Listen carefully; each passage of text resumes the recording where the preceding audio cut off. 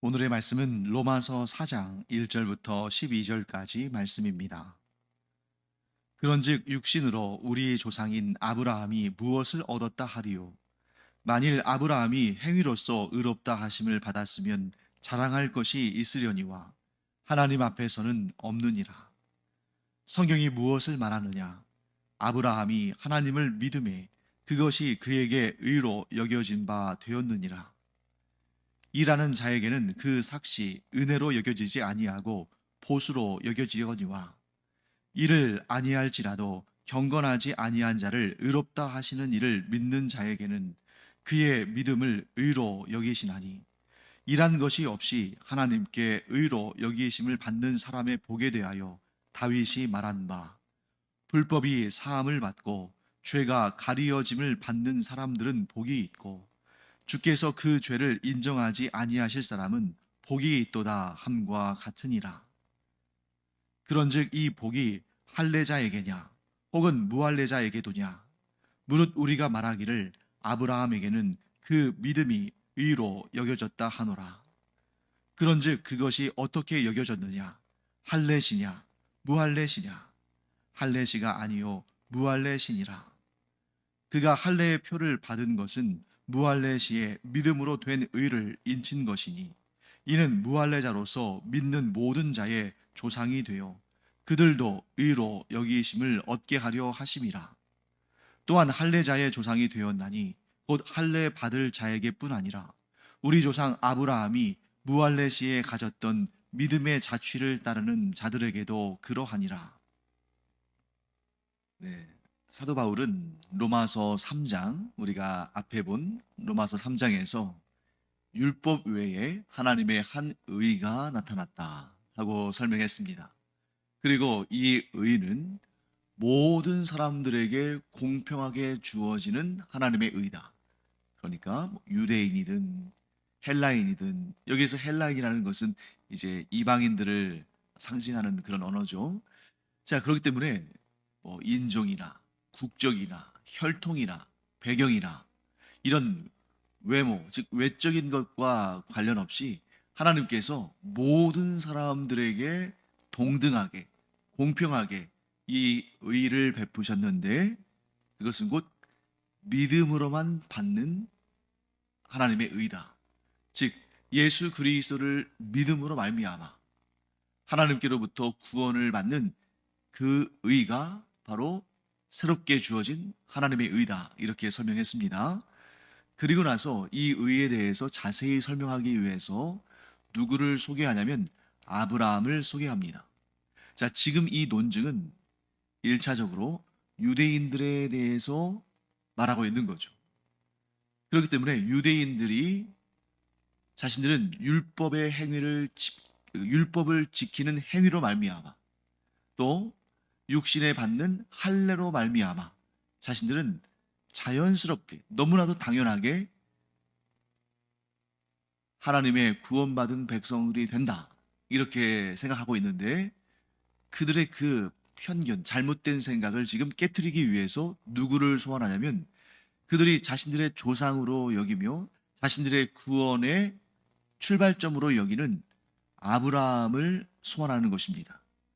자, 그렇다면 아브라함이 의롭게 됐다는 것, 즉 하나님께서 아브라함을 의롭다 여기신 것, 곧 하나님께서 아브라함을 구원하셨다는 것, 그것은 우리가 다 인정하는 바고 우리가 다 잘 알고 있는 바다. 그러면 우리가 본질적인, 너무나 당연하게 생각해서 아무도 질문하지 않은 그 질문을 우리가 한번 해보자. 아브라함이 하나님께 의롭다 여기심을 받았는데 그 근거가 뭐냐? 무엇 때문에 아브라함이 하나님께 의롭다 여기심을 받았느냐? 성경에 뭐라고 써 있느냐? 하면서 지금 사도 바울이 그 유대인들, 곧 자신들의 혈통, 아브라함의 후손이라는 그 혈통, 또 아브라함 때부터 이어진 그 할례라는 의식에 집착하고 있는 그것이 곧 하나님께 의롭다 여기심을 받는 길이라고 생각하는 그들에게 도전하는 거죠. 그러면서 뭐라고 말합니까? 자, 1절부터 3절까지 말씀이 바울이 주장하는 핵심적인 내용이죠. 제가 다시 한번 읽어보겠습니다. 그런즉 육신으로 우리 조상인 아브라함이 무엇을 얻었다 하리요? 만일 아브라함이 행위로서 의롭다 하심을 받았으면 자랑할 것이 있으려니와 하나님 앞에서는 없느니라. 성경이 무엇을 말하느냐? 아브라함이 하나님을 믿음에 그것이 그에게 의로 여겨진 바 되었느니라. 자, 이 내용은 물론 이 로마에 있는 교회 공동체의 모든 성도들에게 전달되어지는 편지글 중에 일부분입니다. 그런데 이 일부분은 즉 로마에 있는 모든 성도들에게 읽혀져야 되지만 누구를 대상으로 지금 전하고 있는 내용이죠? 누구에게 지금 말하는 겁니까? 로마 교회 안에 있는 유대인 그리스도인. 자, 로마 교회 안에는 혈통적으로 둘로 나뉘는 구분이 있다는 거죠. 그 대도신 로마 안에 있는 이 로마의 교회 공동체 안에는 유대인, 즉 혈통은 유대인이면서 예수 그리스도를 구주로 영접한 유대인 그리스도인들이 있고 또 이방인 그리스도인, 헬라인이라고 표현합니다만 그냥 그 헬라, 즉 그리스 출신만 의미하는 것이 아니라 그 이방인들을 대표하는 용어인 거죠. 그들이 있는데 그들이 또 그 안에서 하나됨이 있으면서 동시에 다툼과 분열과 논란, 논쟁이 있는 거죠. 먼저 유대인들에게 이렇게 얘기합니다. 너희가 아브라함의 후손이라고 해서 너희의 몸에 할례의 표식이 있다고 해서 그것으로 인해서 구원받았다고, 그것이 구원의 근거라고 생각하지 말라. 왜냐하면 아브라함이 만일 행위로서 의롭다 하심을 받았다면, 즉 여기서 행위는 뭐겠어요? 하나님의 말씀을 지켜 행하는 그 행위, 할례가 되겠죠. 하나님께서 지시하신 것을 지켜 행하는 행위, 곧 할례를 받은 것이 그에게 의가 되었다면 아브라함에게 자랑할 것이 있다. 왜? 내가 할례를 받았으니까. 내가 어떤 일을 했으니까. 내가 하나님의 명령에 대해서 행동으로 증거했으니까. 그 행위가 곧 의로움을 이룬 것이고, 그렇기 때문에 자랑할 것, 내가 이런 일을 했다 하고 자랑할 것이 있다는 거죠. 그런데 너희가 그렇게 아브라함을 사랑하고 하나님을 사랑한다면 하나님의 말씀을 자세히 읽어보고 정확히 판단하라. 성경에 뭐라고 되어 있느냐? 성경은 분명히 아브라함이 하나님을 믿음에, 창세기 12장에 이제 하나님께서 아브라함을 부르셨을 때 아브라함이 하나님의 부르심에 응답하고 또 하나님께서 그에게 언약의 약속을 주셨을 때 그가 믿었잖아요. 그래서 성경이 분명히 말씀하시듯이 아브라함이 하나님을 믿음에 하나님께서 그의 믿음을 의로 여기셨다라고 분명히 기록하고 있는데 너희는 왜 아브라함의 믿음에 주목하지 아니하고 오히려 아브라함으로부터 이어지는 그 육체의 혈통과 아브라함이 받은 그 할례에 집착해서 그 아브라함의 후손이라는 이 유대인이라는 육체의 혈통과 그 육체에 있는 할례만 있으면 구원을 자연스럽게 자동적으로 너무나도 당연하게 받는 것으로 생각하느냐 하고 아주 그 근본적인 문제를 짚고 있는 것입니다. 바울이 주장하는 것은 무엇입니까? 성경 말씀대로 하나님께서 아브라함을 의롭다 하신 것은 그의 행위, 곧 할례를 받는 그 행위가 아니라 그의 믿음, 곧 하나님의 약속을 믿은 그 믿음으로 말미암아 하나님께서 아브라함을 의롭다 하셨고, 그렇다면 당연히 우리 역시 본말이 전도되면 안 되고 정확하게 우리가 믿음으로써 구원을 얻습니다. 오직 믿음으로써 하나님께 의롭다 하심을 얻습니다. 이렇게 고백해야 되는 거 아니냐 하고 이야기하는 것이죠. 그리고 4절과 5절에 계속해서 이 원리를 설명합니다. 일하는 자에게는 그 삭시 은혜로 여겨지지 아니하고 보수로 여겨지거니와 5절 일을 아니할지라도 경건하지 아니하는 자를 의롭다 하시는 이를 믿는 자에게는 그의 믿음을 의로 여기시나니. 자, 무엇이 중요하다는 거예요? 하나님의 은혜가 중요하다는 것입니다. 우리가 구원을 얻는 것은 하나님의 은혜로 얻는 것이지 우리의 어떤 노력이나 행위나 공로나 우리가 성취하는 것이 아니라는 거죠. 이런 것들을 통해서 우리가 구원을 성취하는 것이 아니라 하나님의 은혜로 주어진 것을 우리가 믿음으로 받아들이는 것이다. 자, 오늘날 우리에게는 너무나 당연하게 여겨지는 이 구원의 원리가 이 2000년 전에 로마에 있던 교회 공동체 성도들, 특히 유대인 그리스도인들에게는 굉장히 어려웠던 것 같아요. 왜? 그들에게 너무나 오래 묵은 고정관념, 곧 편견이 있었으니까. 그들은 계속 어떻게 믿어왔습니까?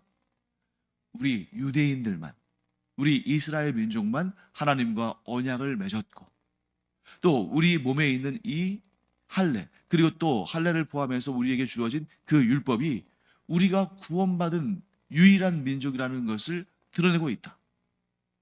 그러면서 그들이 계속해서 어디에 집착합니까? 율법과 할례, 아브라함의 후손이라는 혈통. 그런데 정작 그러다 보니까 무엇을 간과합니까? 믿음. 그들의 조상인 아브라함이 하나님께 의롭다 여기심을 받은 것이 믿음 때문인데, 하나님을 믿는 믿음은 갖지 않고 계속 형식적인 것들에 집중한다는 것이요. 자, 그렇다면 그들이 왜 믿음을 갖지 않았다고 보는가? 그들이 하나님의 존재를 믿지 않는 것은 아니잖아요. 그들이 하나님을 믿고 하나님의 율법을 소중하게 여기고 하나님께서 행하라 하신 그 할례를 행하고 그것을 정말 생명처럼 지키고 나쁜 거 아니죠. 그런데 왜 지금 바울은 계속해서 믿음을 강조하고 율법이나 또 그 율법의 행위로서 지켜지는 할례나 이런 것들을 자꾸 좀 이렇게 그 중요성을 이렇게 좀 내려놓게 하는 그 작업을 하고 있는가? 바로 그들이 하나님을 믿는다 하지만 제대로 믿고 있지 않기 때문이죠. 하나님을 믿는다고 하지만 뭘 안 믿는 사람들이 있는 거예요? 구원은 하나님께서 우리를 구원하시기 위해서, 즉 우리의 모든 죄값을 대신 갚으시고 우리의 죄 문제를 해결하시고 우리와 하나님과의 그 관계를 회복하시도록 보내신 예수 그리스도를 믿는 믿음으로 얻는 것인데, 그 예수 그리스도를 믿는 믿음을 가져야 하나님을 믿는 믿음이 완성이 되는데, 성취가 되는데 자꾸 중간에 끼어드는 거예요. 뭐가요? 그런데 율법도 지켜야 되는 거 아니냐? 그런데 할례도 받아야 되는 거 아니냐? 유대인은 그 율법과 할례 때문에 교만하여지, 이방인들은 율법과 할례 때문에 찜찜한 거예요. 유대인들은 이방인 그리스도인들이 막 생겨나고 있지만, 야, 너희와 우리는 좀 차원이 달라. 우리가 원 가지고, 우리가 원 뿌리고, 우리가 원본이고, 우리에게는 구원이 확실해. 근데 너희들에게는 구원이 있는지 잘 모르겠어. 그들이 2000년 넘게 가지고 온 그들의 그 체계, 관습, 선입견, 편견, 이런 것들이 하나님의 구원의 의, 하나님의 의를 온전히 받아들이고 믿는데 문제가 되어버리는 것입니다. 장벽이 되고 장애물이 되는 거죠. 또 그런 자들과 함께 이렇게 있다 보니까 이방인들도, 이방인 그리스도인들도 어느 순간에 처음에 복음을 영접할 때는 구원의 기쁨과 감격으로 확신으로 가득 찼는데, 그 얘기를 듣고 그들과 함께 이렇게 있다 보니까 점점 그 믿음의 확신이 약해진다는 거죠. 그러면 율법을 지켜 행해야만 구원을 받는 것인가? 혹은 율법을 지켜 행하고 할례를 받아야 우리의 구원이 확정되는 것인가? 그런데 바울이 주장하는 것은 무엇입니까? 우리의 구원은 우리가 성취하는 것이 아니다. 그것은 전적으로 하나님의 은혜로 받는 것인데, 그렇게 하나님의 은혜로 의롭다 여기심을 받는 것은, 즉 구원을 받는 것은 행위나 육체의 표식, 할례나 이런 것에 있는 것이 아니라 전적으로 하나님께서 우리를 구원하시기 위해서 구원자, 메시아, 예수 그리스도를 보내셨고 그분을 통해서 우리가 구원받는다는 사실을 믿는 이 믿음이 곧 우리를 구원하시는 하나님의 의다, 이렇게 설명하는 것입니다. 그리고 여러분, 사실 행위를 강조하면, 즉 열심히 구원을 위해서 일하는 그 행위를 강조하면 하나님의 은혜가 점점 희미하게 느껴지죠. 그런데 하나님의 은혜로 구원을 받는다 그러면 우리 자신의 어떠한 행위나 노력이나 공로나 이런 것들을 또 내려놓게 되죠. 자, 은혜로 구원을 받았는데 자꾸 내 행위나 내 공로나 내 노력이나 내 의지나 이런 것을 강조한다면 이게 안 맞잖아요. 반면에 자신을 강조하고 자신의 행위와 자신의 노력과 자신의 성취를 강조하는 자가 그것을 자기의 몫으로, 자기의 보수로 여길 텐데 하나님의 은혜를 고백하지는 않겠죠. 그러면 사도 바울이 지금 주장하는 것은 무엇입니까? 하나님의 은혜로 구원을 받는 것이다. 그런데 하나님의 은혜에 집중하지 못하게 하는 다른 요소들이 있다면 그것은 버려야 한다. 율법은 소중하고 거룩한 것이지만 만일 율법을 지키는 행위가 하나님의 은혜를 바라보지 못하게 한다면, 하나님의 은혜를 소중히 여기지 않게 만든다면, 하나님의 은혜를 점점 희미하게 만들어 버린다면 차라리 율법 없는 게 낫다. 유대인들이 받는 할례가 하나님의 은혜가 아닌 그 육체의 할례를 통해서 구원받는다는 그런 생각으로 자신들의 어떠한 그 교만한 생각, 자신을 자랑하는 생각, 혈통을 내세우는 그런 생각으로 이끌어간다면, 그래서 그런 생각들로 인해서 하나님의 은혜에 집중하지 못한다면 할례 받지 않는 것이 낫다. 율법도 할례도 소중한 것이지만 그것이 하나님의 은혜를 향하는 마음을 가로막는다면, 오직 믿음으로 하나님 앞에 의롭다 여기심을 받는다는 이 확신을 흐리게 만든다면 그런 거 차라리 없는 게 낫다. 지금 여기에서 여러분, 바울이 율법을 폐하거나 할례를 금지하기 위해서 이런 말을 하는 것이 아니죠. 올바른 믿음을 가지고 그 믿음이 구원에 이르는 의라는 것을 강조하기 위해서 이렇게 잘못된 부분들을 지적하고 있는 것입니다. 여기에서 우리가 고백하는 것이 이거죠. 하나님은 은혜의 하나님이시다. 그러므로 하나님은 우리가 구원을 얻게 하실 때에 우리에게 무엇을 요구하시고, 우리에게 무엇을 청구하시고, 우리의 어떤 행위를 요구하시고, 우리의 어떤 공로를 요구하시고 이런 분이 아니시라 하나님은 은혜의 하나님이시기 때문에 구원의 은총을 또 의롭다 하심을 은혜로 주시는 분이시다. 그래서 이 율법을 강조하는 사람들도 그들이 가장 중요하게 여기는 그 시내산 언약이 있잖아요. 율법의 언약. 그 시내산 언약을 다 그들이 중요하게 여기면서 이거 봐라. 하나님께서 너희가 이 법을 지켜 행하면, 이 율법을 지켜 행하면 너희는 나의 백성이 되고 나는 너희의 하나님이 되리라 하신 그 말씀이 있지 않느냐. 그런데 여러분, 그들이 생명처럼 여기는 그 율법도 사실은 알고 보면 하나님의 은혜 가운데 있다는 것을 고백하게 됩니다. 그 시내산 언약, 율법의 언약도 하나님의 은혜 가운데 이루어진 거예요. 왜? 그 이스라엘 백성들을 하나님께서 언약 백성으로 택하시고 그 시내산에서 이스라엘 백성들과 언약의 관계를 맺으신 것도 그 이스라엘 백성들이, 그 이스라엘 민족이 뭔가 탁월하고 특별함이 있어서 그러신 것입니까? 아니잖아요. 그 이스라엘 백성들이 그 자리에 이르기까지, 그 지위를 얻기까지 그들이 막 열심히 수고하고 노력하고 쟁취하고 성취한 것입니까? 그것도 아니잖아요. 이스라엘 백성들을 택하신 것, 그 이전에 그들의 조상인 아브라함을 택하신 것도 전적인 하나님의 은혜지 아브라함이 뭐 특별히 탁월하거나 이스라엘 민족이 특별히 월등해서 그러신 것이 아니죠.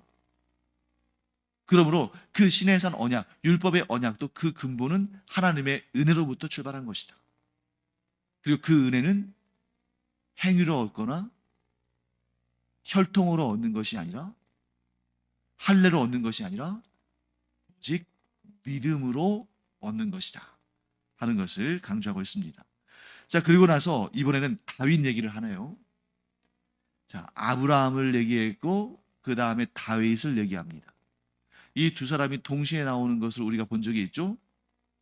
마태복음 1장에서 예수 그리스도의 계보를 설명할 때에 아브라함의 자손이고 다윗의 자손이라고 설명을 합니다. 그리고 그 마태복음은 우리가 복음서를 공부할 때 배웠습니다만 주로 유대인 교회 공동체에게 주어진 복음서였죠. 그래서 유대인들은 아브라함과 다윗을 그들의 조상의 양대 산맥으로 여기죠. 그런데 지금 이 바울이 아주 논리적으로 유대인들의 잘못된 생각을 바로잡아 주는데, 아브라함을 먼저 이야기하면서 아브라함이 하나님께 의롭다 여기심을 받은 것은 그가 할례를 받았기 때문이 아니라 그가 하나님의 약속을, 하나님의 말씀을 믿었기 때문이다. 아브라함의 믿음을 강조했습니다. 그 다음에 다윗을 얘기하는 것은 다윗이 하나님의 은혜를 강조했다.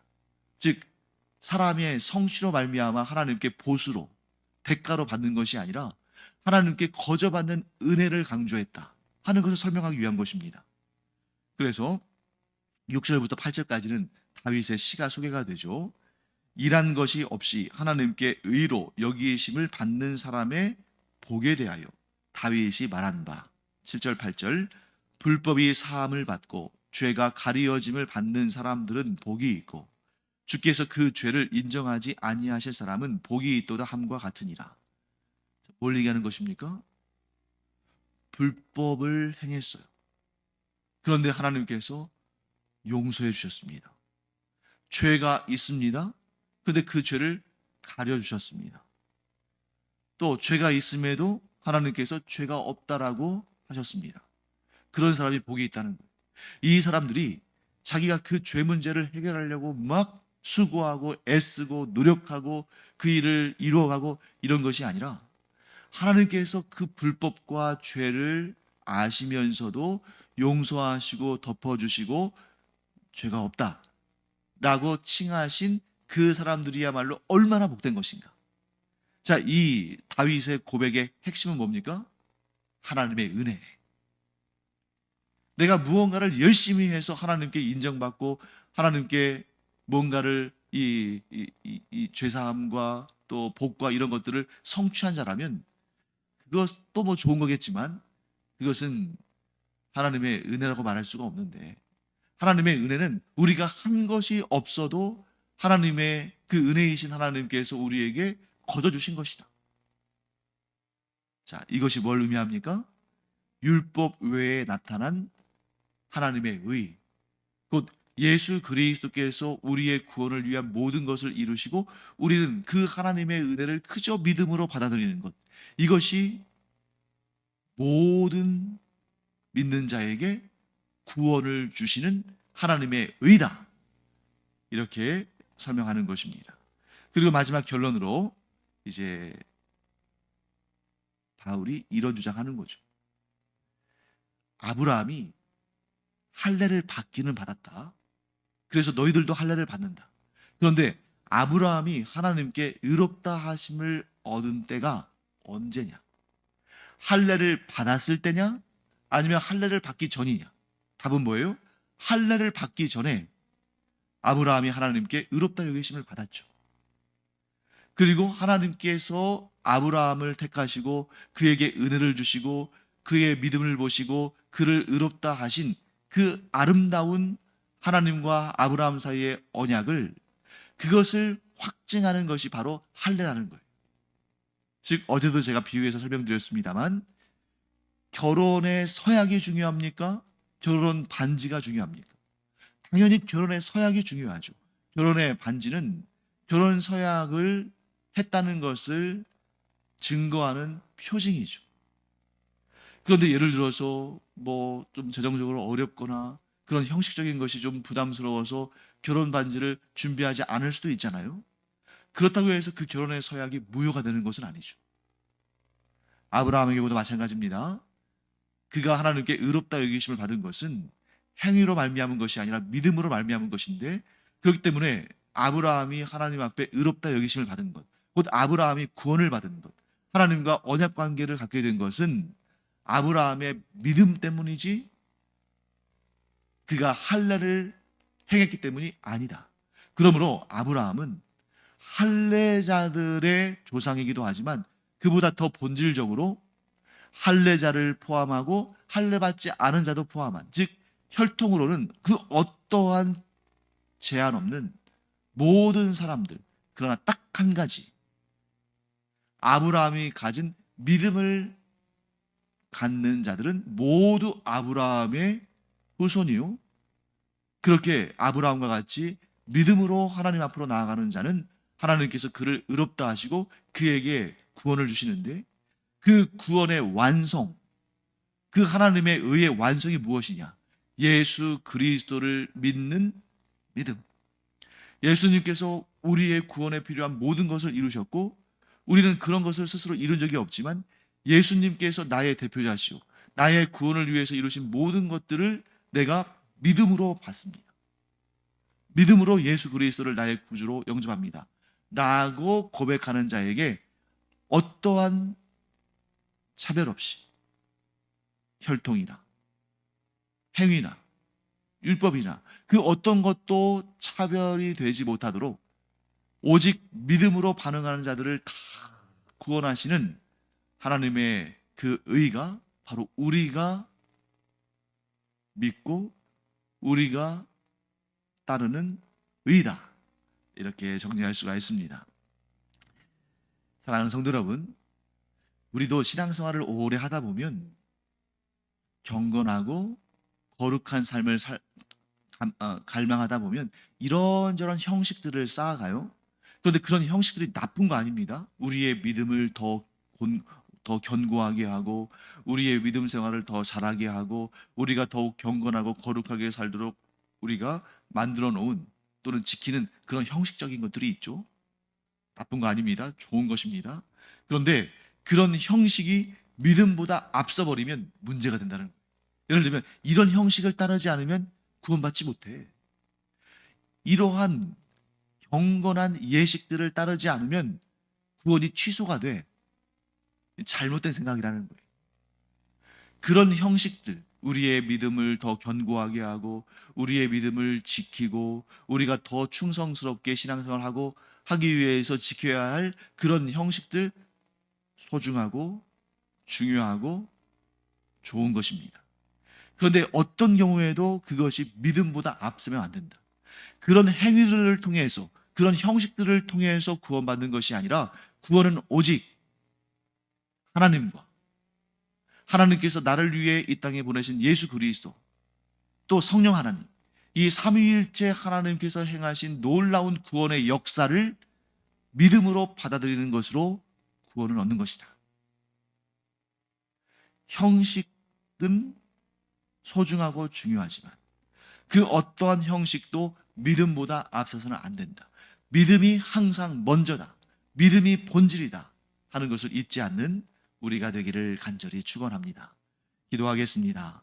하나님, 저희가 신앙생활 하다 보면 이 유대인들처럼 어느덧 우리가 믿음 생활을 잘하기 위해서 하나님께로부터 얻은 이 구원을 더욱 견고하게